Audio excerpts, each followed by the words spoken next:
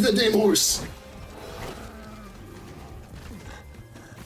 Oh, now you listen to me. Now you hear. Now, okay, Jesus.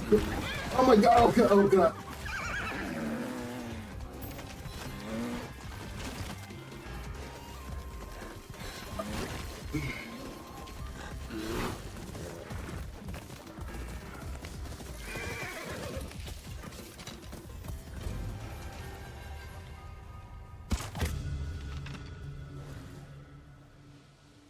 Jesus Christ.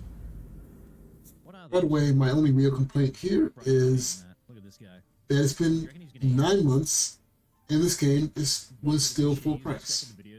If it was, because about like 2 days before I finished this game, it went down by like $30. Like the day before I beat this game. On Amazon, PSN, whatever, all of them just like suddenly went on sale. I don't know if that's default price anymore, but that was like, it shouldn't have been this high price to begin with, but that's neither here nor there. Let's just ignore that and break this down and talk about the game and only the game.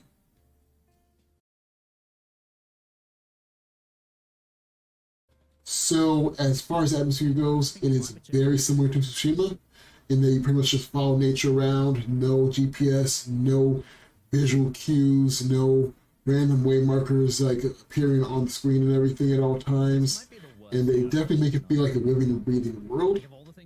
Even the way you approach the world is a bit different than Tsushima in that kind of regard. If you stop enough enemy camps or do some story stuff, like suddenly the world was like keep evolving.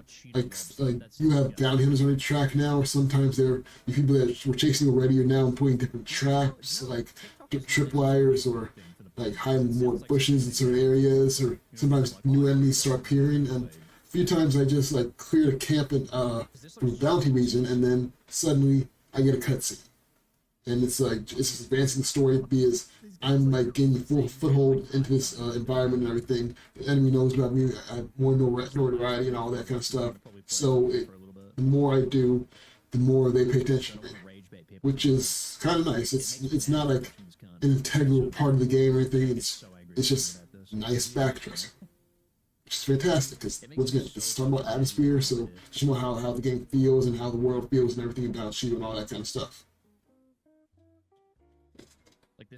And don't forget the wolf, the wolf, of course, the greatest ally, and they have their own skill tree, which was nice. I did not know that. I knew that about a week before the game, before I to play the game and everything. But like all these months passed, I didn't even know there was a skill tree for the wolf. So that was a nice surprise. Do you want me to show you more of this, or do you want me to play a bit of I love having them tackle enemies, maul them down, do all these like dual attacks with the wolf. It felt like it was really like I hated when I didn't have the wolf with me, just because I felt like we were one and the same. We were like just partners in this whole game. And the more I unlocked, the more I saw the wolf, the more I could just be with him all the time and just fuck shit up. And it was a grand old time because of that. This is the first time that I And speaking of the wolf, let's talk about combat.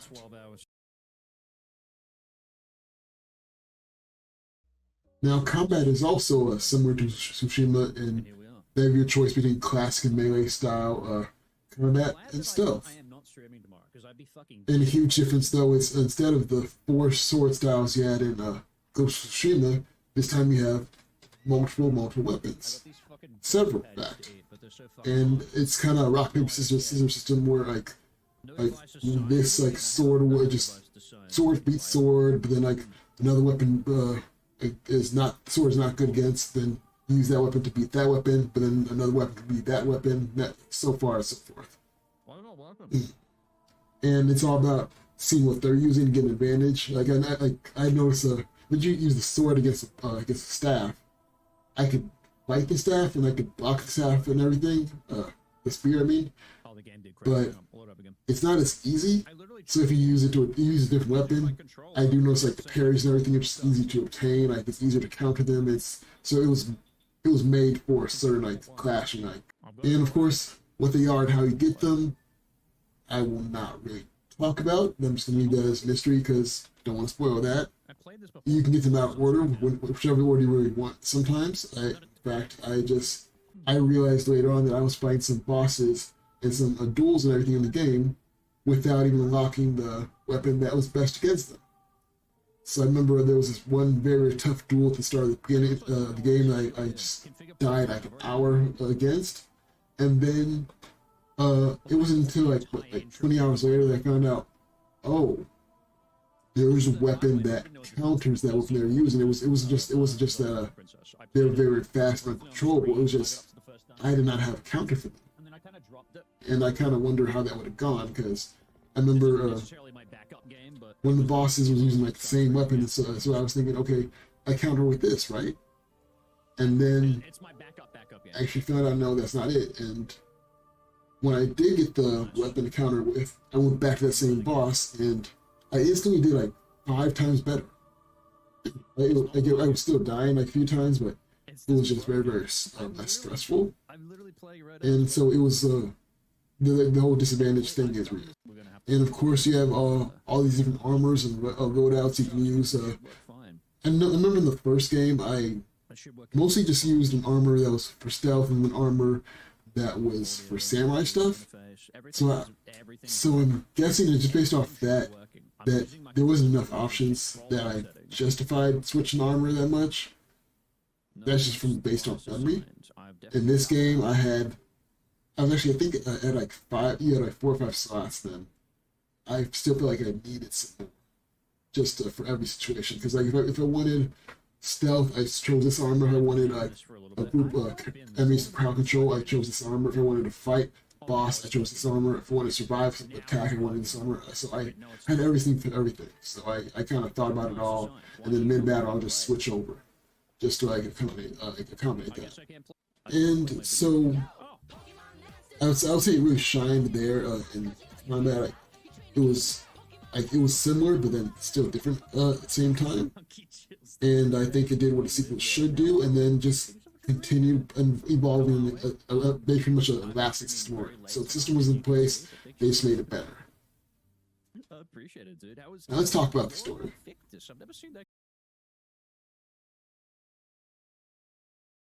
So this is a sequel, and like I said before, a good sequel does take what is there before and evolve upon it. And it really did that, and that's why I talked about atmosphere and combat being pretty similar to Tsushima. Now, the story, on the other hand, was not. So, well, in Ghost of Tsushima, you have a story about a samurai slowly going past the honorable path into the way of the ghost, and he pretty much slowly lost everything, for better or worse, in this pursuit of taking care of Mongols and getting them out of this fucking area. No, it is, because I was using it a second ago. And then Atsu, she's from the very start, she starts with it, because this is a revenge tale. And that's for better or worse. Some people just don't care about revenge tales, they just find them boring. Some find them predictable. I kind of see both sides in that, and honestly, if you have seen a revenge tale, you kind of understand what they're talking about. Like, characters act a certain way. I'd say enemy in this case, they were good. We'll see what's gonna happen. But it's like, when it comes to revenge tales, characters make decisions that can sometimes annoy you more than you want to root for them. But you want to root for them, but at the same time, you're like, why did you do this? Just go help these people out, or stop pursuing this for 5 seconds, but they're not gonna, they gotta run their best, they gotta develop, so that's just how it goes. And I don't recommend that for people. I've never recommended. And as I said, Jin was out to freeze land, she's not. If she frees her land of the opposing side, that's a side effect. And so in Jin's case, of course, he died on the beach, became a ghost, and then just set out to take care of everything, just wipe the Mongol scum off the land. streaming along. And then 5 a.m. in San Diego. Atsu, bartender live, so it's no her whole life was ruined as a kid by this group called Yotei 6, and then she's after them. I might be going to Twitch. And then, Maybe. We'll see what so happens. they both are after big organization, but of course that's where the lines are just comparisons are gone. Potentially be doing. And then I'm gonna start So, going to America. one revenge tale I could think about that's very close to, like I said, it's most time they're a lot of them are the same. But I'd say Blue-Eyed Samurai. If you have not watched that, please do. It's good. And then they announced the second season like a couple years ago, and I think it's somewhere on the horizon soon. Who knows? But if you liked that, you will like this, I believe. Was when during my birthday stream. I wouldn't say it's around the same time period, but it's probably close, God, it's so good. given the technology and everything. Main characters. This is a game. If anyone didn't know as well, this was Either way, one of my all-time favorites. what they did stream. was nice. It's just that Just liked it playing really the depends on version of it. how you feel about those kind of stories. Okay, so overall, Yotei took what was good about Tsushima, and I believe did its best to improve it. I loved playing it. Sometimes I'll just play for nearly 10 hours. Like, usually when I'm playing a Souls game or just a hard game in general, I at least try to play for 6 hours.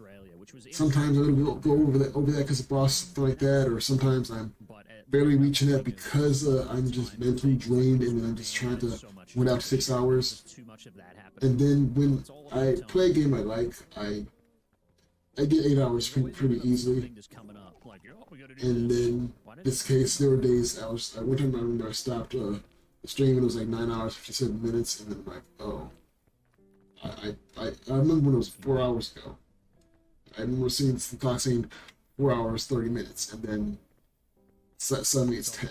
Actually, you know what? The longest stream I've done. So I really was into it. Charity live stream. So I do want to. And so like I said, it did what a sequel's supposed to do, and just it clearly showed. At least for me, personally, I could Jenna's character more, like I said, and Atsu could be tiring, but that didn't take away the enjoyment of the game overall.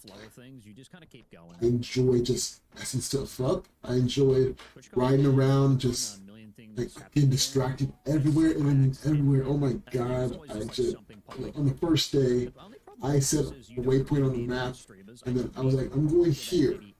It took me 4 hours to get to that point because in between, I would always just see stuff that I wanted to do, and I just kept doing it. Australian streamers are like, it was great. Like if there is not many Aussie people that stream at all, there's none. I'm being so honest. Honestly, that's what you want with open world game. Like there's so many that just have all these activities they just don't give a crap about, and then this is just simple duel, 3 people. Oh, nice little painting or something like that on the side. Good item to pick up. Increase this here and there. Like, simple stuff. They know the sign. And again, it's Sucker Punch. Sucker Punch made Infamous and Slack. So, and the first Ghost was also great too. Doing 24-hour streams for like any reason besides like, you know, whatever reason you want to give, but and I was so exhausted. And even though I just like keep talking about how like revenge stories can be annoying to people, at the same time everything she's justified when it comes to her wrath. She's a pretty good reason. So I just keep that in mind sometimes. I've already admitted to people I'm kind of seeing if we can get and also I did enjoy swapping different weapons around. Just like I swapped them as much as I could. Like sometimes when I'm like, oh, there's 3 shade people. Like I finally use this weapon, or oh, they're all just katanas. And I want to do something else. And I just love just having all the variety at the tip of my fingertips. Because I don't have it in my title. It was great. I do highly recommend this game. I can do it without telling that many people about it this month. It's really been a while since I had a game. Just I'll actually tell people about it. Wow, this is great. I mean, I love 9 Souls. I love Neo 3. And I loved RE9 and all that, but it's just like something about this game just maybe I don't know. I feel like it was I have been kind of a bit more some enjoyment from just like about it, but not as like public about just it, is because maybe because it was like I played some dark games and all these kind of things. So for a while, that's just like a visually beautiful game like this just really did something to me. I don't know. put it in my But title. Like you see streamers that put I loved everything I was playing of it, and I suggest if you have a PS5 or access to one, please play see this. what happens, you know.